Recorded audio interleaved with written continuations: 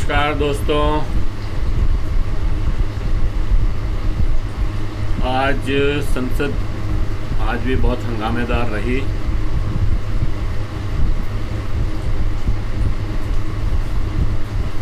आज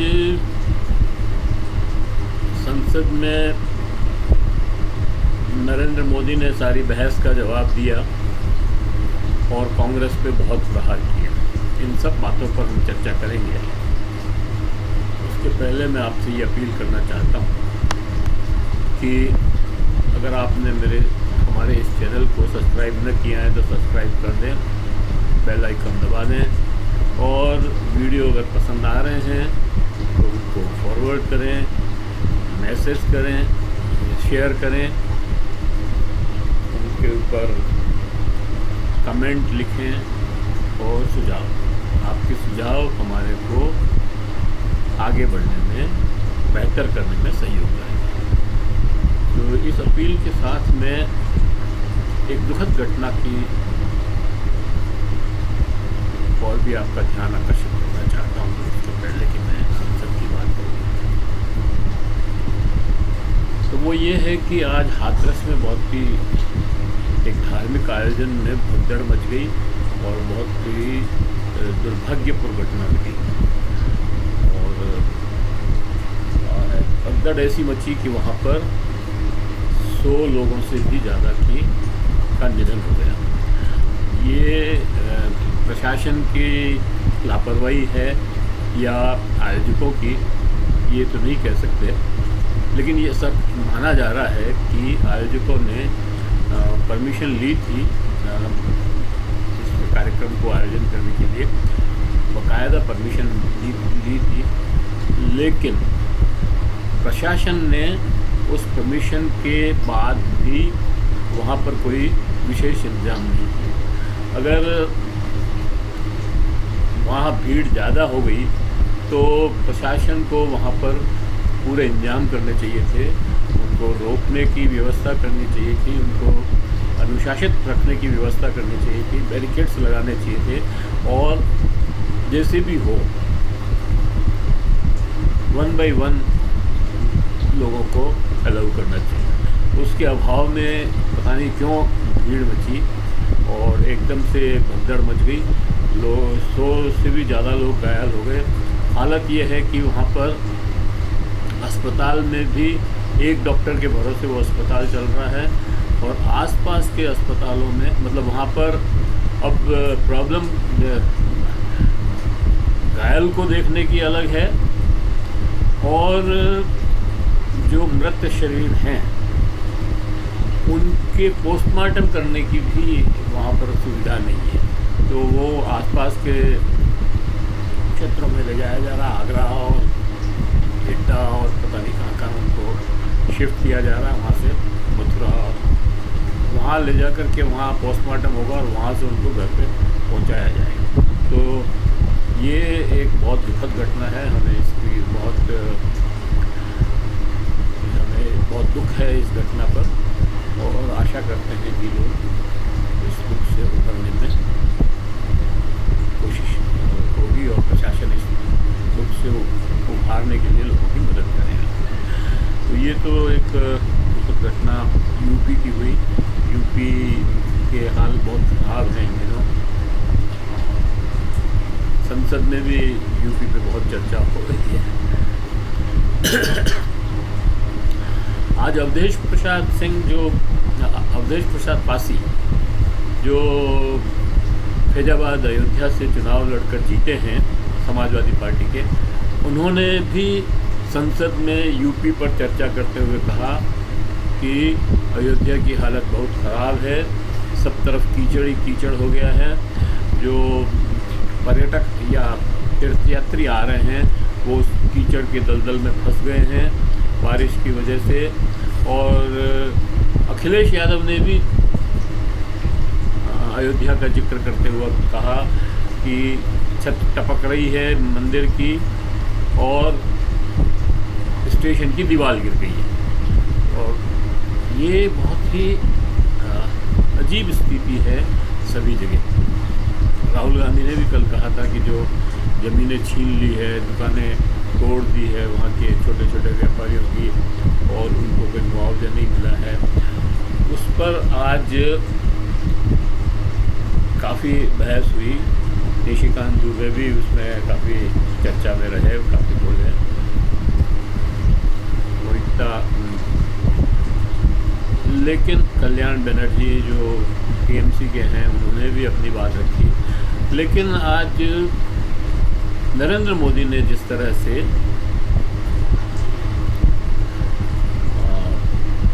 कांग्रेस और राहुल गांधी को अपने निशाने पर लिया, वो और सब कुछ चीज़ें भूल गए, और सारा विपक्ष के ऊपर उन्होंने जो तक कोई ज़्यादा प्रहार नहीं किए, सबसे ज़्यादा प्रहार उन्होंने राहुल गांधी पे किया और कांग्रेस पे किया। और जैसी कि उनकी आदत है, कांग्रेस पर वो प्रहार करते करते नेहरू और इंदिरा गांधी को भी ले आते हैं बीच में। वो आज भी लेके आए और उन्होंने कहा कि नेहरू ने अम्बेडकर नेहरू से नाराज़ होकर के और मंत्रिमंडल छोड़ दिया था उन्होंने, और नेहरू ने पूरी जान लगाई, कोशिश की कि अम्बेडकर जीत नहीं पाए। तो मुझे ये बात बड़ी अजीब लगती है।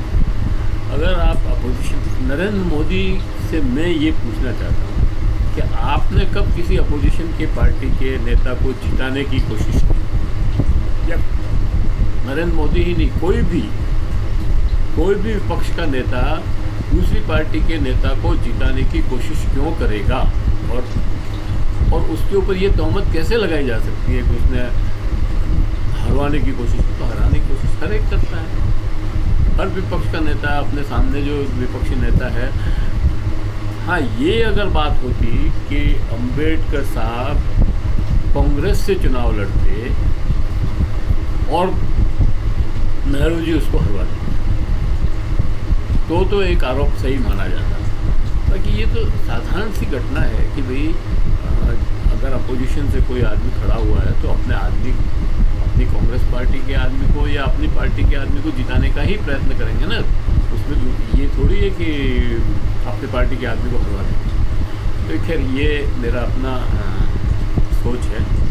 लेकिन नरेंद्र मोदी जी ने आज बहुत ज़बरदस्त प्रहार किए, बच्चा और बाल हट और पता नहीं क्या क्या राहुल गांधी के लिए कहा। लेकिन एक बात पूरे 2 घंटे के भाषण में ये समझ में आई कि नरेंद्र मोदी के पास राहुल गांधी ने जो सवाल खड़े किए थे कल, या आज अखिलेश ने जो सवाल खड़े किए, या जो जिस तरह से अखिलेश ने अपनी बातों को कहते हुए सरकार पर प्रहार किए, उनका कोई जवाब नहीं था। अब आप ये कह रहे हैं कि नीट के बच्चों का हमें पूरा वो है, चिंता है, और हमने कानून बनाया है उनके खिलाफ, बहुत पेपर लीक करने वालों के खिलाफ बहुत सख्त कानून बनाया है, और हम जो है उनको सख्त से सख्त सज़ा देंगे, और गिरफ्तारियां हो रही है। इन सब बातों से उन बच्चों का क्या भला होने वाला है, जिन बच्चों का नीट के पेपर लीक होने से भविष्य खराब हो गया। 40 लाख बच्चों का, 24 लाख बच्चों का भविष्य इस नीट के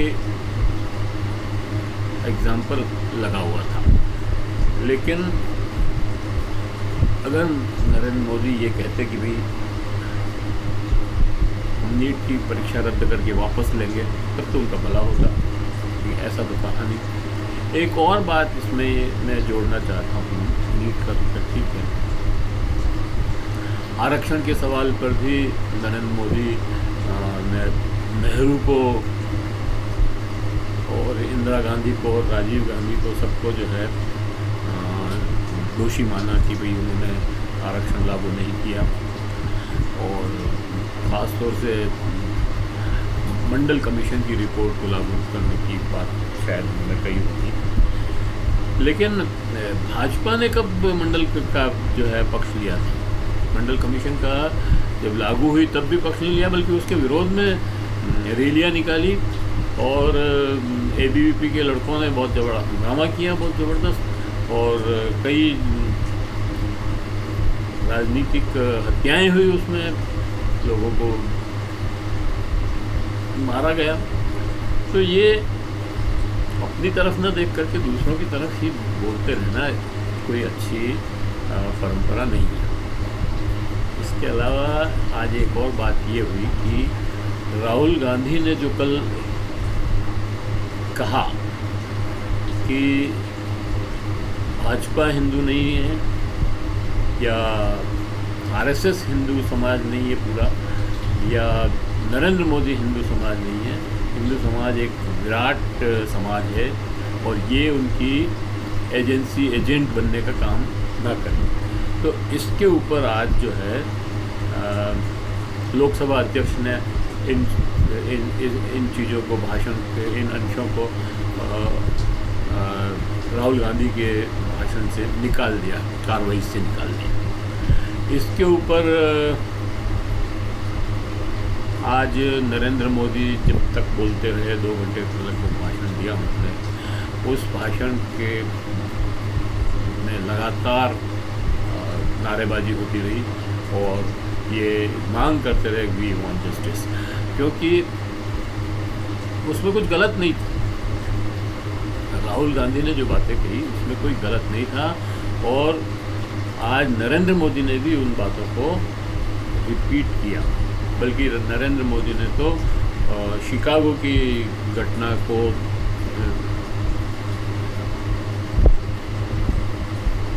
विवेकानंद के भाषण से जोड़ करके हम गर्व करते हैं। हिंदू गर्व करते हैं, वो अपनी बात अपनी जगह है, लेकिन क्या आरएसएस हिंदू की वकालत कर सकता है? क्या आरएसएस, बजरंग दल, नरेंद्र मोदी, भाजपा सारे हिंदुओं की तरफ से कैसे बोल सकता है? वो ठीक है, आप अपनी बात कहिए, या वो हिंदू समाज को कैसे वो हिंसक बना सकता है? तो ये जो बातें थी, इसी तरह से उन्होंने अग्निवीर के मामले में अग्निवीर की ज़्यादा बात नहीं करके सेना को मजबूत करने की बात। ये कौन कह रहा है कि सेना को कमज़ोर करो? और कांग्रेस का कहा कि कांग्रेस जो है सेना को मजबूत नहीं करना चाहती थी। मैं बहुत ही अदब के साथ नरेंद्र मोदी जी से कहना चाहता हूँ कि सर, 1971 में ये इंदिरा गांधी ही थी जिसने पाकिस्तान को हराया, बांग्लादेश का उदय हुआ और 90,000 सैनिकों को आत्मसमर्पण करवाया। क्या ये बिना सेना के मजबूत हुए हो सकता था? कि नरेंद्र मोदी मतलब जब बोलते हैं तो कोई ध्यान ही नहीं रखते क्या बोलते हैं, कुछ भी आरोप लगा सकते हैं। और ये तो खैर उन्होंने चुनाव के दिनों में भी आरोप लगाते ही रहे कि कोई आपका मंगलसूत्र छीन लेगा और इस तरह की बातें जो आम जनता में करते हैं, उसी तरह की बातें आज पार्लियामेंट में भी करी उन्होंने। और कुल मिला के मुझे ये लगा कि बहुत ही कमज़ोर पिच पे नरेंद्र मोदी खेल रहे हैं। उन्होंने ये भी कहा कि भाई ये जो बच्चा है वो 99 सीट लाया, तो बहुत तारीफ़ कर रहे थे लोग, लेकिन वो 543 में से 99 लाया है। बिल्कुल सही बात है। पर आप तो 100 में से 100 मार्क्स लाने वाले की बात कर रहे थे, आप तो टॉप करने की बात कर रहे थे, आप तो ग्रेस से पास हुए हो। आपको सर ये बात सही है कि जनता ने आपको मैंडेट दिया है सरकार बनाने का, और आप 293 सीटें आपके इंडिया गठबंधन को मिला करके 293 सीटें आई हैं। लेकिन आप तो 400 पार का नारा लगा रहे थे, तो उसके कंपैरिजन में, और जब पिछली बार आपसे भाजपा की पिछली बार से भी 61 सीटें कम है, कांग्रेस की 52 सीटों से 99 सीटों पर आए, तो उन्होंने प्रोग्रेस की। आप उसको कह रहे हो वो प्रोग्रेस नहीं है, वो पीछे है, उनके वोट घट गया, पता नहीं जो भी परसेंटेज घट गया या जो मर्जी हो जो आप कहते रहो। लेकिन और 1 रैंक 1 पेंशन पे आपने बोला कि 1,20,000 करोड़ रुपया हम दे चुके हैं, जबकि कुल डिमांड ही 24 करोड़ रुपए की थी। तो ये, और बीच में एक दो बयान आया कि 72,000 करोड़ दिया है, फिर 1 लाख करोड़, फिर आज 1 लाख। मतलब आपके भाषण के में तत्व जो है वो कुछ नहीं है। वो आप भले राहुल गांधी से ये कहे कि फैक्ट चेक कराओ, लेकिन आप अपने फैक्ट तो चेक करिए। आपने जो बोला है उसके फैक्ट्स क्या हैं। तो ये सारी बातें आज नरेंद्र मोदी ने 2 घंटे तक राहुल गांधी का नाम नहीं लिया, ये बात तो बिल्कुल सही है। उन्होंने बच्चा और प्रतिपक्ष का वो हवा में उड़ रहे हैं, और जिस संविधान के पक्ष में आज नरेंद्र मोदी बोल रहे थे, उस संविधान को 1947 में जलाया था और आरएसएस ने जलाया था। गोलवलकर की जी ने के सामने के द्वारा जलाया गया था। तो ये जो बातें हैं, इन पर ध्यान देने की ज़रूरत है। आज नरेंद्र मोदी कुछ बोल सकते हैं, कल कुछ और बोल सकते हैं, लेकिन जो फैक्ट्स हैं वो फैक्ट्स। बहुत विकास की भी बातें हुई। तीसरी इकोनॉमी ताकत बनने की बात कही, हम तीसरी ताकत बन गई है। और उसके ऊपर अखिलेश यादव ने उनके भाषण के पहले बहुत अच्छी बात की, उसके ऊपर नरेंद्र मोदी ने कोई जवाब नहीं दिया। उन्होंने कहा कि हम तीसरी ताकत बन जाएंगे, 5 ट्रिलियन इकोनॉमी हो जाएंगे, इसमें कोई शक नहीं है, हो सकते हैं, लेकिन हम ह्यूमन इंडेक्स पैरामीटर्स पे कहाँ खड़े हैं ये देखने की ज़रूरत है। हम खुशी के, हैप्पीनेस के इंडेक्स पे कहाँ खड़े हैं, हम फूड इंडेक्स में कहाँ खड़े हैं, भुखमरी के उसमें कहाँ खड़े हैं, डेमोक्रेसी के इंडेक्स में हम कहाँ खड़े हैं। इन बातों पर अगर आप चर्चा नहीं करोगे तो ये 5 ट्रिलियन इकोनॉमी और ये सब का कोई मतलब नहीं है। हाँ, उन्होंने ये ज़रूर कहा कि मोबाइल जो है हमने विदेशों में एक्सपोर्ट करना शुरू कर दिया है, तो बात सही है, लेकिन आप केवल असेंबल कर रहे हो, पार्ट्स नहीं बना रहे हो यहाँ पर। जब आप पार्ट्स बना करके और असेंबल मतलब एक्सपोर्ट करोगे, तब आपकी कुछ वो मानी जाएगी। और वैसे तो आपका जो मेक इन इंडिया का शेयर है वो तो पिचक गया है, पूरी तरह फ्लॉप हुआ है। बेरोज़गारी ज़बरदस्त तरीके से फैली है, आप चाहे कुछ भी कहते रहें। और तो ये सारी बातें हुई। महुआ मोइत्रा ने भी शायद कल ही भाषण था उनका, तो ये आज होगा, लेकिन वो बहुत मज़े ले करके कह रही थी कि सर मेरी बात सुनते जाइए, आप मेरी कॉन्स्टिट्यूंसी में चुनाव के दौरान 2 बार आए, लेकिन मैं फिर भी जीत के आई हूँ। मैं वही महीना मोइत्रा हूँ जिसको आपने इस सदन से बाहर निकाला था। तो कुल मिलाकर के आज भी नरेंद्र मोदी के ऊपर बहुत कटाक्ष हुए, भाजपा पर बहुत कटाक्ष हुए। और मैं कल भी मैंने कहा था और आज भी मैं कह रहा हूँ कि बजट सत्र में बहुत ज़्यादा टकराहट होगी, बहुत हंगामेदार होगा, और इससे देश को कोई फ़ायदा होने वाला नहीं है। नरेंद्र मोदी ने भी आज कहा कि आप हमारे विकास के साथ जुड़िए, ये वो, लेकिन अगर आप ऐसा माहौल बनाएंगे, आप टकराने का माहौल बना रहे हैं और फिर उनको इनवाइट भी कर रहे हैं, तो दोनों संभव नहीं है। अगर आप उनके साथ सहयोग करने का माहौल बनाएंगे, तब ही आपको सहयोग मिलेगा। धन्यवाद। आज इस बातचीत को यही समाप्त करते हैं और आशा करते हैं कि आपको ये पसंद आई होगी। और मैं ये भी कहना चाहता हूँ कि आपने अगर हमारे इस चैनल को सब्सक्राइब नहीं किया है तो कर दें और बेल आइकन दबाना न भूलें। और अगर वीडियो पसंद आ रहा है तो शेयर करें, फॉरवर्ड करें, लाइक करें और कमेंट करें। और कमेंट के साथ साथ सुझाव भी दें। आपके कमेंट्स और सुझाव हमें बेहतर करने में मदद करें। धन्यवाद।